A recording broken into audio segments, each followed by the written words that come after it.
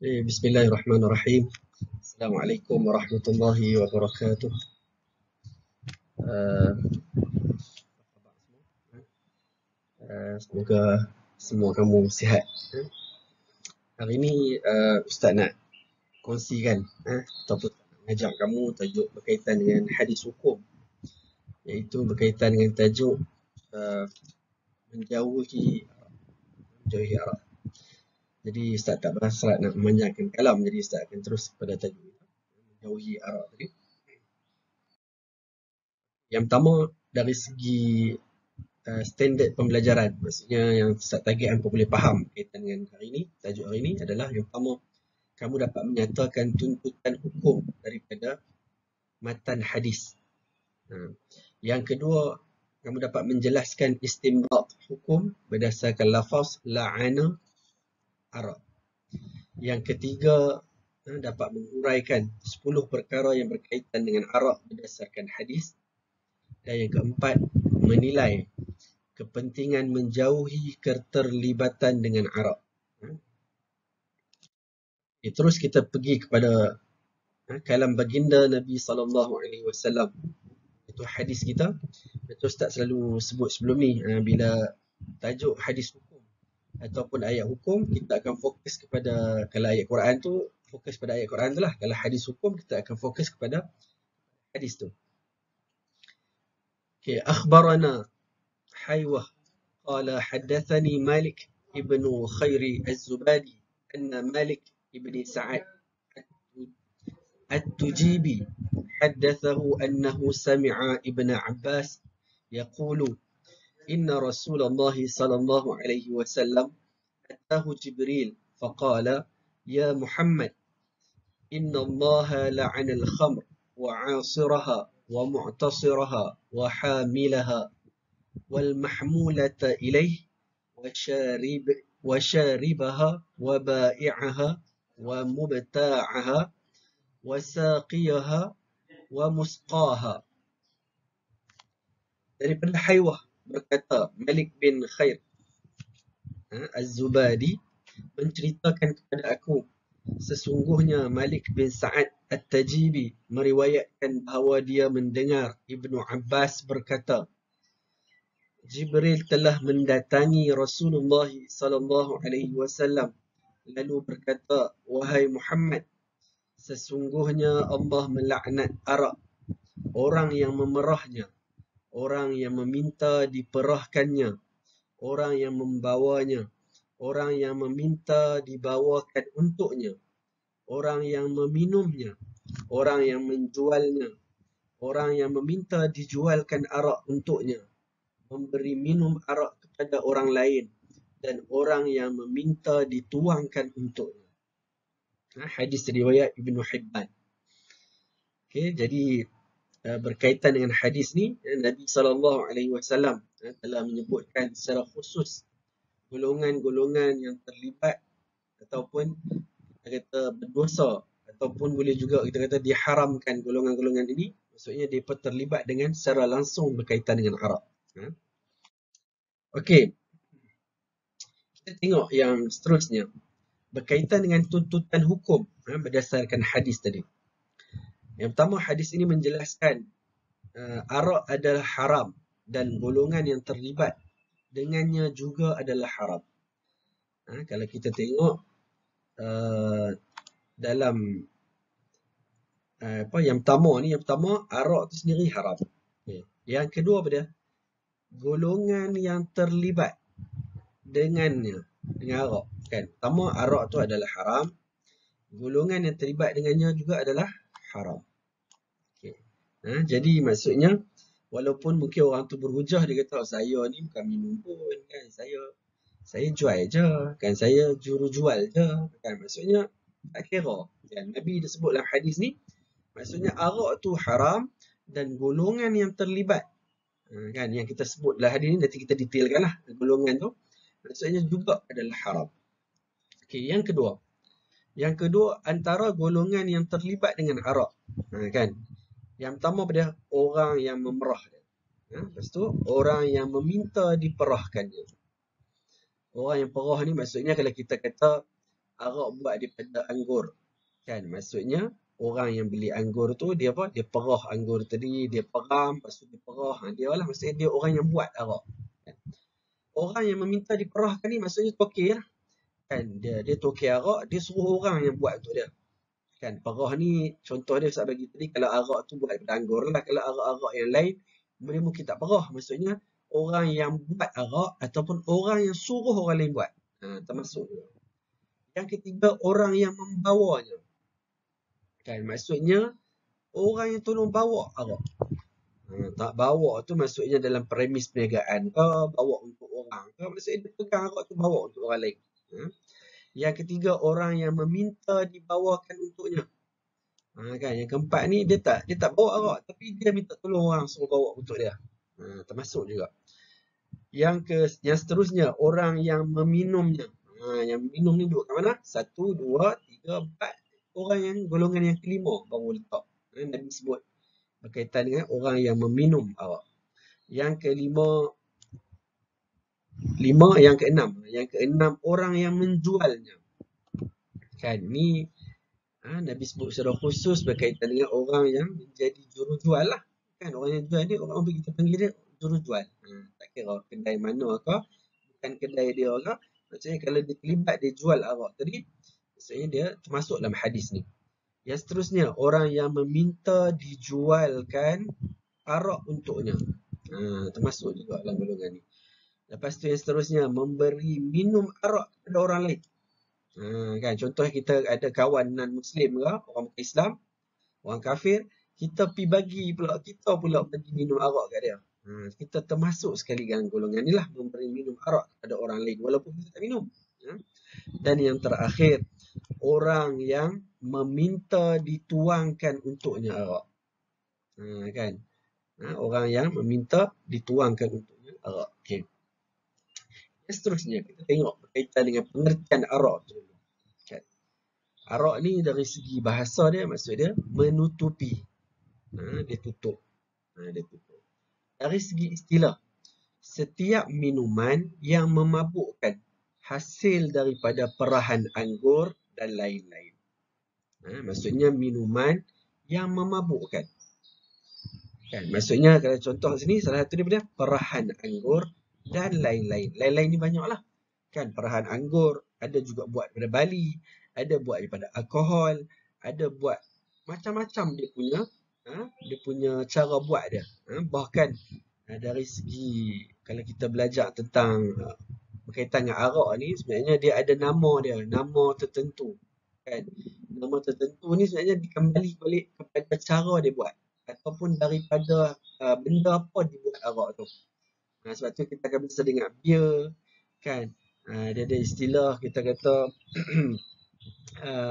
tuak, kan? Dia nama-nama yang berbeza ni dia berdasarkan buat daripada benda apa. Dia berbeza dari segi itulah. Okay. Yang seterusnya, ni sedikitlah Ustaz letak gambar berkaitan dengan contoh arak yang ada di pasaran ni. Ni jenama lah ni. Kan, ada bentuk beer, kan. Dia banyak jenis. Ni macam kita tengok ada yang jenis bentuk ayat-ayat tin ni. Kan, saya ingat kamu semua akan perasan lah jenama-jenama ni. Kan, ada Casper, ada Tiger, ada ni ada Guinness, kan, macam Heineken, kan. Ustaz pun tak erti tak tahu sebut tu, kan. Ni jadi antara contoh-contoh yang arak yang ada di pasaran pada zaman sekarang lah. Okay. Seterusnya, okay. Ulama telah bersepakat mengatakan arak adalah haram, okay, dan dikenakan hukuman hudud sekiranya diminum sama ada sedikit ataupun banyak. Kan. Jadi nak fokus kat sini, kadang-kadang ada orang hujah lah, kan, minum arak kan, kalau mabuk je, kalau minum sikit tak mabuk. Kan, dia haram tadi sama ada sedikit ataupun banyak. Sebab apa? Sebab orang tak boleh hujah macam tu. Sebab apa? Sebab ada orang mungkin dia minum segelas tak mabuk. Ada orang mungkin berapa titik pun dah mabuk. Kan? Jadi kita nak saddu zara'i' tadi, maksudnya nak cegah benda tu, maksudnya kita tak tahu dia punya ni. Jadi agama mengharamkan sikit pun haram, besar pun banyak lagi lah haram lah. Memang haram juga lah. Lagi haram lah. Ini berdasarkan hadis yang diriwayatkan oleh Imam Abu Dawud. An Jabir bin Abdullah radhiyallahu anhu qala qala Rasulullah sallallahu alaihi wasallam ma askara kathiruhu faqaliluhu haram. Daripada Jabir bin Abdullah radhiyallahu anhu berkata, Rasulullah sallallahu alaihi wasallam bersabda, jika sesuatu dalam jumlah yang banyak boleh memabukkan, maka sedikitnya juga haram. Kan? Maksudnya arak ni kalau dia banyak tu memang confirm akan mabuk lah. Jadi kaedah dia sedikit pun dia akan haram juga. Jadi haram juga. Kemudian apabila seseorang Muslim yang telah baligh dan berakal minum sesuatu yang memabukkan, wajib dikenakan hukuman hudud ke atasnya, iaitu sebanyak 40 kali sebatan. Ini hukuman orang yang minum arak. Kan? Dia mabukkan, dia minum arak lah. Kalau mabuk ni boleh je berlaku, bukan selain pada minum arak. Kadang-kadang ada orang mabuk laut. Kan? Ada orang mabuk sebab mungkin dia tak sihat, dia mabuk. Itu tak ceritalah. Yang kita fokus ni adalah orang yang mabuk yang disebabkan oleh minum arak. Okay? Dia kena hudud, hukuman hudud pada dia. Okay? Berapa? Sebanyak 40 kali sebatan. Cara untuk mensabitkan hukuman adalah dengan penyaksian oleh 2 orang saksi. Okay? Dia ada 2 kaedah. Penyaksian 2 orang saksi lelaki Muslim, lelaki yang adil, ataupun pengakuan peminum arak itu sendiri. Kan? Jadi cara nak sabit arak ni, kadang-kadang ada juga soalan tanya, cara nak sabitkan hukuman orang yang minum arak ni. Kan? Jadi 2 kaedah dia. Yang pertama, penyaksian oleh 2 orang lelaki Muslim. Maksudnya orang tengok seorang lelaki Muslim ni dia minum arak. Jadi 2 orang ni, mereka ni lelaki dan mereka Muslim, mereka boleh jadi saksi kepada apa? Pada bila kita nak dakwa seorang tu minum arak. Itu yang pertama. Yang kedua, orang yang minum arak tu sendiri, dia nak bersihkan diri dia. Kan? Dia nak dia dapat keinsafan, dia nak jadi hukum. Sebab apa? Sebab kesalahan dia minum arak tadi. Okey. Seterusnya. Yang ni penting tajuk ni. Sebab apa? Sebab bagi tajuk-tajuk berkaitan dengan topik hadis hukum ataupun ayat hukum, dia ada satu kita akan belajar, iaitu kaedah mengistinbat hukum berdasarkan setiap tajuk tu lah. Tapi fokus kita pada hari ni, kaedah istinbat hukum arak berdasarkan lafaz la'ana. Ni ambil pada la'ana mana ni? Ambil dekat ayat hadis tadilah. Ambil ayat hadis yang kat depan tadi. Ulama mengistinbatkan hukum pengharaman arak melalui lafaz la'ana. La'ana. Kataan lafaz la'ana. Yang bermaksud Allah Subhanahu Wa Taala melaknat. Kan? Okey, jadi apa dia? Setiap perkara yang dilaknat oleh Allah menunjukkan perkara itu adalah haram. Kan? Setiap perkara yang dilaknat oleh Allah, kan, maksudnya menunjukkan haram. Kan? Jadi contoh lain kita bisa belajar pun, kan, macam orang lelaki menyerupai perempuan, perempuan menyerupai lelaki. Ada hadis Nabi laknat, kan, dia sama je, Nabi laknat, Allah Taala laknat. Maksudnya apa? Maksudnya perbuatan tu dia termasuk dalam haram. Sebab apa? Laknat ni apa? Laknat ni maksudnya dijauhkan daripada rahmat Allah Subhanahu Wa Taala. Maksudnya orang yang dilaknat ni, masa kalau dalam ayat, dalam hadis kita dalam hadis ni sebut Allah Taala melaknat. Maksudnya apa? Allah Taala menjauhkan orang yang buat perbuatan ni, contohnya orang minum arak ni, Allah Taala menjauhkan dia daripada rahmat Allah Subhanahu Wa Taala. Okey. Jadi kamu nak kena ingat benda penting. Okey, last subject dulu. Oleh itu, kan kesimpulan dia lah, oleh itu segala perkara yang berkaitan dengan arak hukumnya adalah haram. Kan lengkap. Soalan istinbat ni dia 4 markah. Jadi kat sini kamu nak kena hafal Yang pertama, pengharaman arak melalui lafaz la'ana. Dia dapat 1 markah. Apa maksud la'ana? Yang bermaksud Allah Subhanahu Wa Taala melaknat. Markah. Markah yang ketiga pada setiap perkara yang dilaknat oleh Allah menunjukkan haram. Kan? Itu 3 markah. Yang keempat, kamu buat kesimpulan lah. Kesimpulannya ataupun oleh itu, segala perkara yang berkaitan dengan arak hukumnya adalah haram. Ini kaedah cara ulama nak kita belajar ni untuk subjek PSI ni. Maksudnya kita belajar cara ulama, kan, fiqh nak letak sesuatu hukum ni kaedah dia guna. Kan dia tengok suruhan, ayat suruhan ataupun ayat larangan tadi dalam Al-Quran ataupun hadis, maksudnya depa keluarkan hukum dia. Macam ayat hadis yang kita belajar ni, maksudnya Allah Taala laknat kan 10 golongan tadi. Jadi cara ulama buat keluar tadi, dia buat keluar pada kataan laknat tu lah. Laknat tu maksudnya Allah Taala jauhkan diri siapa-siapa yang buat perbuatan tu daripada rahmat Allah. Okey. Yang seterusnya, ni ulang balik je. Ni kita nak bagi kamu faham lagi lah, bagi kamu nampak lagi. Okey, 10 perkara yang berkaitan dengan arak berdasarkan hadis. Kan? Okey, yang pertama al-khamr. Kan khamr ni maksud dia apa?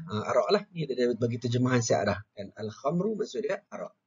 Iaitu segala minuman yang boleh memabukkan. Maksudnya ayat apa pun kalau dia mabuk, dia dipanggil sebagai arak. Tu kita boleh faham. Jadi ayat jenis apa pun, ayat warna apa pun kan, tapi kalau kita tapai tu kita boleh makan. Tapi kalau kita simpan banyak hari, minggu-minggu kan, dia boleh sampai memabukkan. Tapai tadi juga kita akan panggil dia arak juga. Dia jadi arak dah. Asal dia tapai tadi kita makan manis sedap kan. Tapi bila kita simpan ayam tadi, bila kita makan tadi, dia boleh menyebabkan apa? Segala minuman yang boleh memabukkan kita panggil sebagai arak. Yang kedua, al-asir.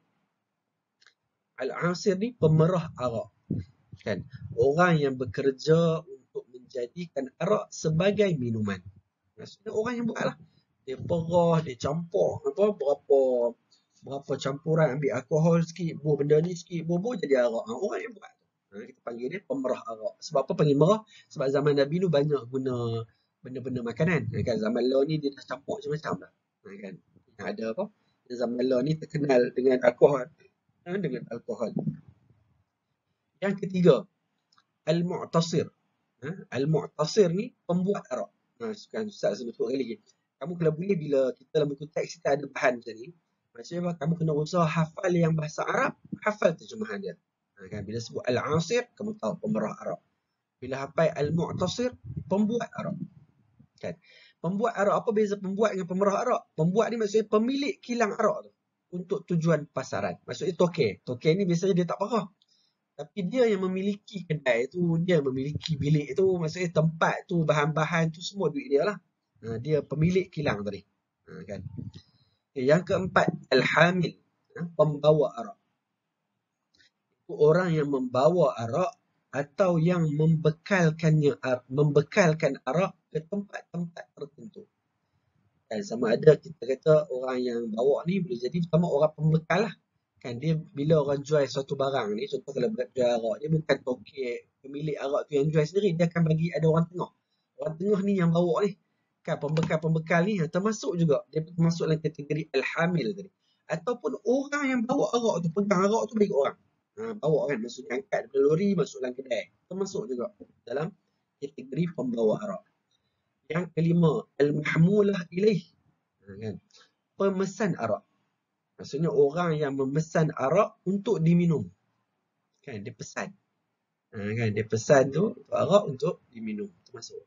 Yang keenam, asyarib. Asyarib ni maksudnya peminum arak. Orang yang minum arak sama ada mabuk ataupun tidak mabuk. Kan ada orang minum sikit dia tak mabuk, tapi dia kira juga haram. Sebab kita tadi Ustaz sebut dah, itu berkaitan dengan apa? Arak ni sikit ke banyak kan dia kira juga. Yang seterusnya, yang ketujuh, al-bai'. Penjual arak.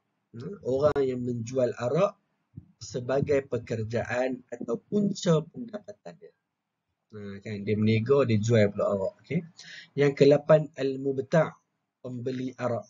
Orang yang membeli arak untuk diminum. Kan orang yang beli. Okay? Yang ke-9, as-saqi. Pelayan arak.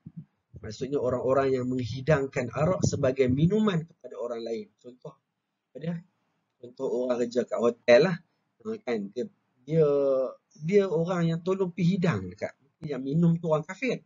Tapi dia yang tukang hidang. Kan dia tu orang Islam. Termasuk dalam as-saqi tadi. Pelayan arak. Yang ke-10, al-musqa. Pelanggan arak. Maksudnya orang yang meminta arak untuk dijadikan sebagai minumannya. Kan ni termasuk juga lah. Sebagai al-musqa tadi. Yang seterusnya berkaitan dengan ini. Kepentingan menjauhi keterlibatan dengan arak. Kepentingan menjauhi keterlibatan dengan arak. Yang pertama, menjaga akal manusia supaya tetap waras serta boleh berfikir dengan baik dan sempurna. Sebab apa arak ni diharamkan? Sebab apa kita ni kena jauhi dengan arak ni? Pertama, dia mau apa? Agama ni dia tak mau bagi apa? Kita makan ataupun kita minum ataupun apa yang kita buat ni menyebabkan akal kita tak boleh fikir. Kan? Orang minum arak ni bila mabuk dia tak boleh fikir. Sebab tu arak ni dalam hadis lain Nabi sebut apa? Dia ibu kejahatan. Sebab apa? Sebab daripada arak tu kadang-kadang berlakulah kemalangan. Orang bawa kereta kan, langgar orang mati. Daripada arak juga kadang-kadang orang bunuh orang. Kadang-kadang daripada arak juga dia rogol orang. Kan? Sebab apa? Sebab dia tak sedar. Sebab apa? Sebab dia akal dia tak boleh fikir. Sebab dia mabuk tadi. Jadi agama tak bagi berkaitan dengan kita berkaitan dengan arak ni. Keterlibatan di kalangan orang Islam lah. Kalangan orang Muslim. Yang kedua, mengelakkan daripada berlakunya maksiat dan penyakit sosial yang berpunca daripada arak supaya kehidupan aman dan harmoni. Ini Ustaz sebut dah secara tak langsung tak Ustaz. Berkaitan dengan menjaga akal tadi. Maksudnya daripada bila akal tadi mabuk, dia tak sedar, dia akan buatlah maksiat. Dia ada penyakit sosial kan. Maksudnya banyak benda yang disebabkan oleh arak. Dulu contoh Ustaz bagi. Zaman Ustaz belajar dulu biasa kot kadang-kadang keluar minum dekat restoran Pelita. Saya ingat masa tu kat Bangsar sekitar 2-3 pagi kadang-kadang. Sebagai pelajar ni kadang-kadang kita tidur lewat sikit, kadang-kadang study kan. Jadi bila pergi minum tadi, kadang-kadang dekat dengan Bangsar tu, contoh satu tempat lah kat Kuala Lumpur ni, tak jauh dengan Istimewa Malaya lah. Dekat situ ada ramai kadang-kadang orang depa baru balik daripada disco ataupun kelab malam.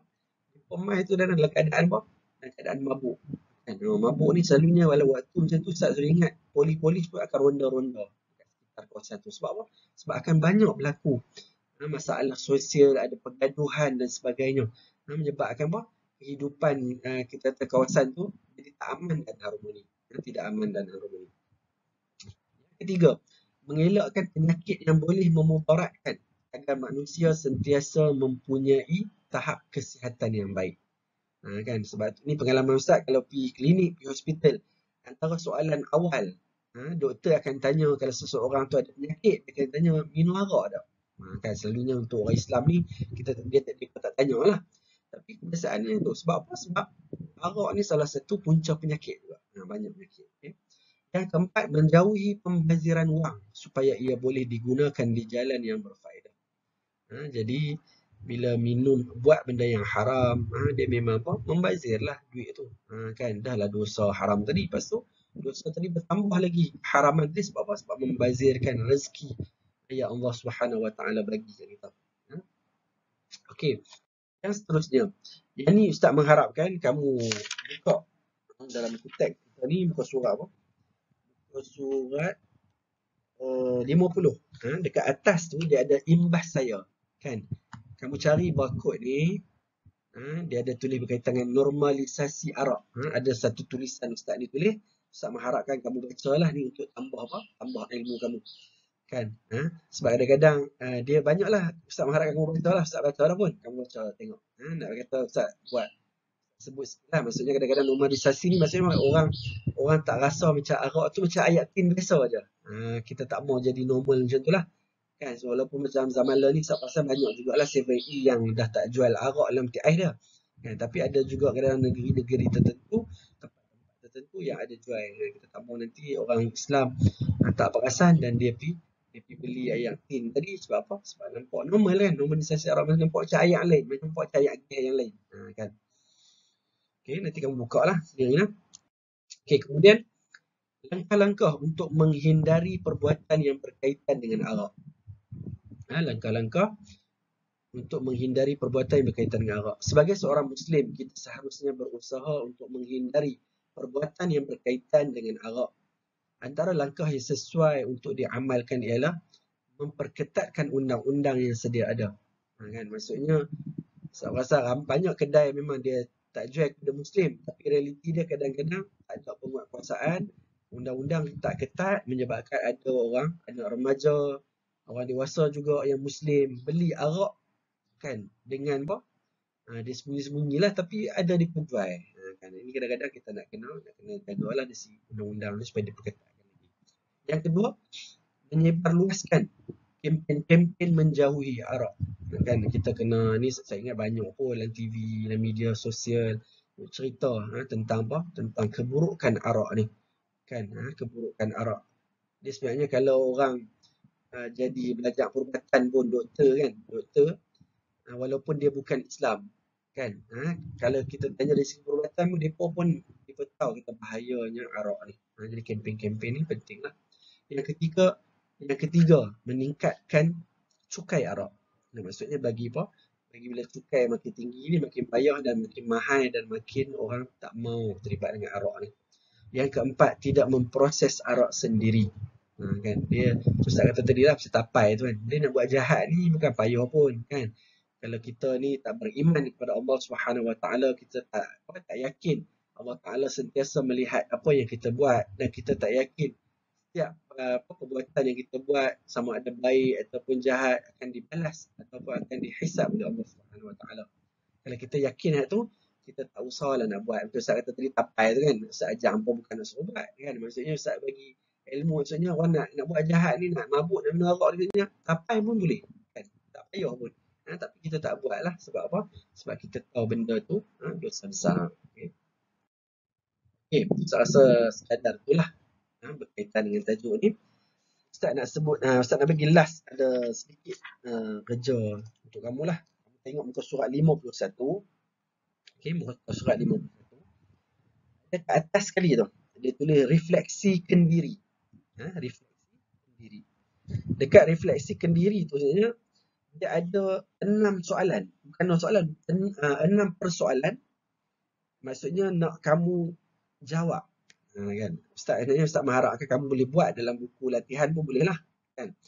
Sebenarnya tajuk ni Ustaz dah bagi sediakan modul untuk kamu, ada soalan kan, kamu boleh jawab atas soalan tu. Dan kamu tambahlah dalam buku latihan atau buku nota kamu berkaitan dengan refleksikan diri ni. Ataupun kamu boleh letak jugalah. Ni tajuk ni kamu kena buat nota.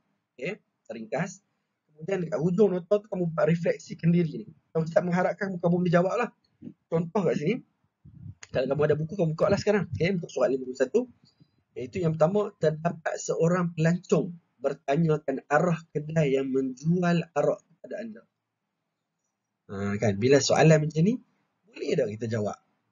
Soalan pertama, Ustaz mengharapkan kamu boleh tunjuk jawapan lah dalam kamu cuba jawab. Kan? Soalan 1, 2, 3 dan sampai 6 lah. 6 soalan.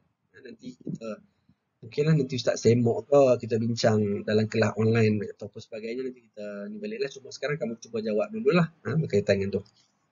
Okay. Jadi Ustaz rasa sekadar tu lah berkaitan dengan tajuk kita ni. Iaitu berkaitan dengan menjauhi arak. Saya ingat ni bukanlah benda yang baru pun. Kan biasanya kita dah ada, kamu sendiri pun dah ada maklumat yang ada berkaitan dengan arak ni. Kita semua orang Islam ni biasanya kita dah tahu pun arak tu adalah haram. Cuma kita belajar secara khusus lah hari ni supaya kamu dapat faham berkaitan dengan tajuk ni. Okay. Jadi sekadar tu, subhanakallahumma wa bihamdika asyhadu an la ilaha illa anta astaghfiruka wa atubu ilaik. Okay. Assalamualaikum warahmatullahi wabarakatuh.